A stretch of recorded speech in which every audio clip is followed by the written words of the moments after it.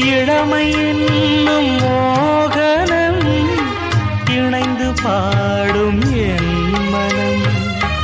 இளமை என்னும் மோகனம் இணைந்து பாடும் என் மனம். பட்டு விரித்தது புல்வெளி, பட்டு தெரித்தது விண்ணொளி. தினமும் பாடும் எனது பாடல், தினமும் பாடும் எனது பாடல். காற்றோடும் மாற்றோடும் இன்றும் என்றும் கேட்கும் என்றென்றும். காலை நேர பூங்குயில் கவிதை பாட போகுது. கலைந்து போகும் மேகங்கள் கவனமாக கேட்குது. கேட்ட பாடல்